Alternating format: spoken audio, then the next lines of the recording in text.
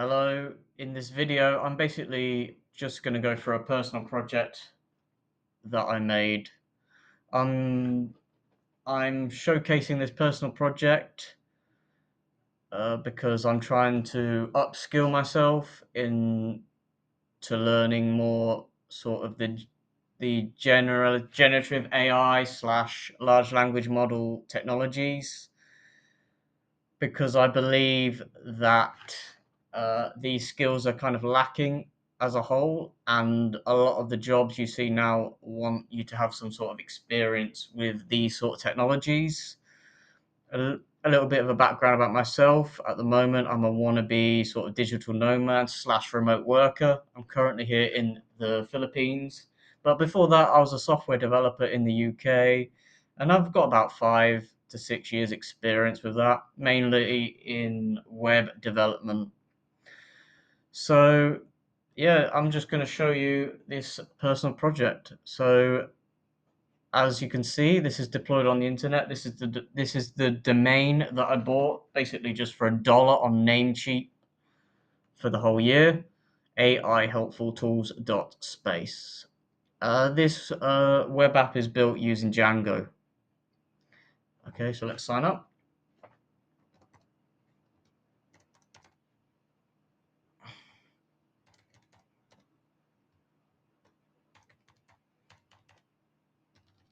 If I can actually type.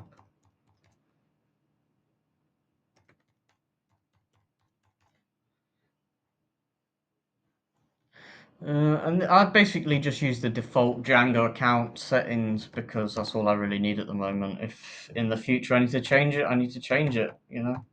If I need to add a Google sign in button, I can always do that. But I've got a baseline, just a username and password. And sort of Django comes with so many stuff out the box. That's why I kind of like it. And also, the first language I know and I've used for most of my career is Python. So let's log in. Okay, so we come to this screen. This is the home page. Basically, the web app has two components. It has a quiz section and a chatbot section. So I'm going to show you the quiz section first. Just a little note: the uh, the web app is obviously deployed on the internet. For that, I'm using AWS. I'm just using a simple EC2 machine, just for simplicity and the low cost. If I want to scale up in the future, I've got plenty of options. I can add vertical scaling where I get a bigger virtual machine, or I can do horizontal scaling and basically add more EC2s. But at the moment, I just need one little EC2 just to host this project. Okay, so the first section I'm going to show you is a quiz section. Basically, this quiz section, what it does when I create a quiz is just going to show me this form. Basically, when you upload either a text file or a PDF file, it's going to take the contents of that text or PDF file and basically inject it into a prompt for a large language model. In my case, this is a ChatGPT. So this is like a ChatGPT wrapper almost. And it's going to take the contents of that file, it's going to inject it into a prompt, and it's just going to say, basically, create me a multiple choice question using the contents of this file. And after that, I use Pydantic to sort of basically like an output structure. And I basically say, I want the output from the large language model to be in this JSON format, and for that I use Pydantic, which comes with that. So let me just show you. So basically, I have this file prepared. I basically went on Wikipedia, typed in the Philippines, and then copied and pasted it and put it into a text file. So we have some text.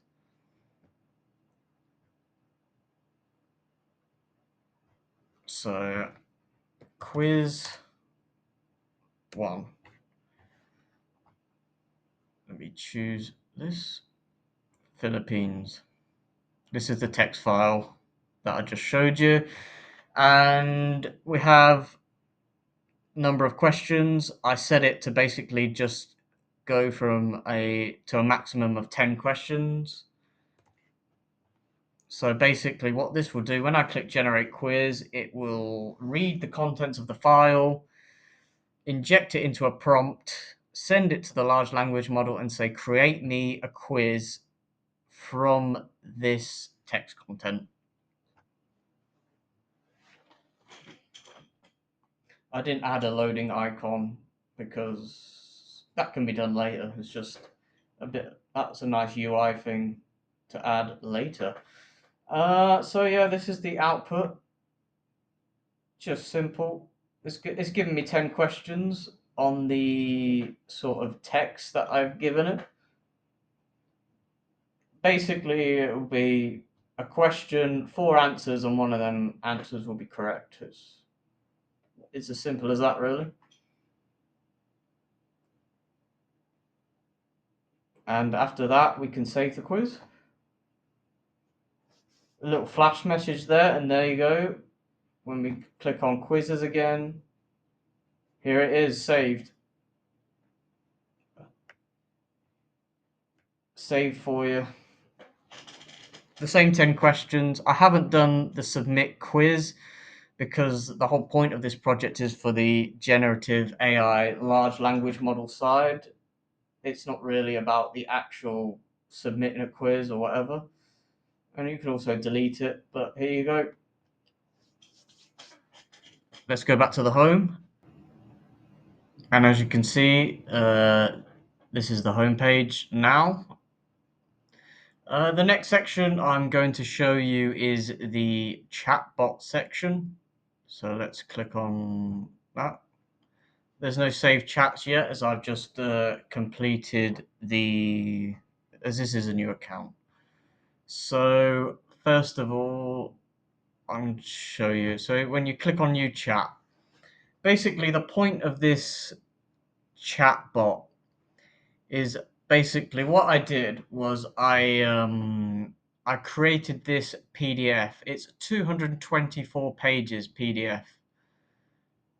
Basically a bunch of information. 224 pages, bunch of information. I'll repeat it again. But so what I did was I uploaded this PDF into my backend. I then split this PDF into chunks.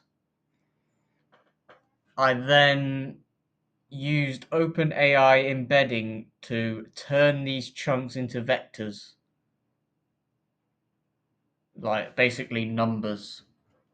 That's how. And then what I did was I uploaded these vectors into something called a vector store. The vector store I used was called Pinecone. And what the point of this vector store is basically if you have a knowledge base that you want to use, you just want to use this knowledge base. You don't want to use the internet. You don't want to use the sort of data that the LLM has been trained on. You want to use this knowledge base. So basically, what this chatbot does, let me just put chat number 1. Basically, what this chatbot does is when I ask it a question, it will search on a high level thing. It will search this document for the most relevant chunks. It will get the 3 most relevant chunks, and then I get the text content from the chunks and basically tell my large language model in a prompt, basically give me a concise answer to my question, the question from this chat box, using the information I get from my vector store. That is the point. Yeah. So let me have a little example. I basically one. So Selenium supplement guides. So what? So if I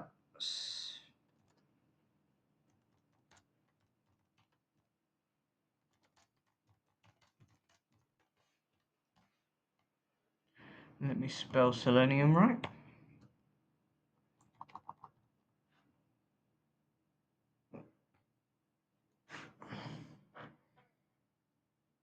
Okay, so I have asked my chatbot what type of selenium supplement should I use, and it has given me selenium glycate yeast free, which is the correct answer.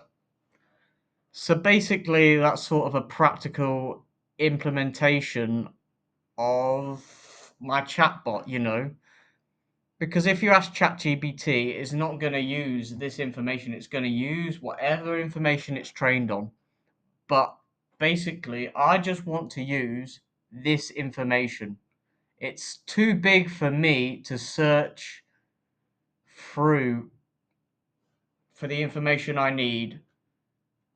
So basically, this chatbot helps me to get, I can ask it questions and it's going to give me relevant answers.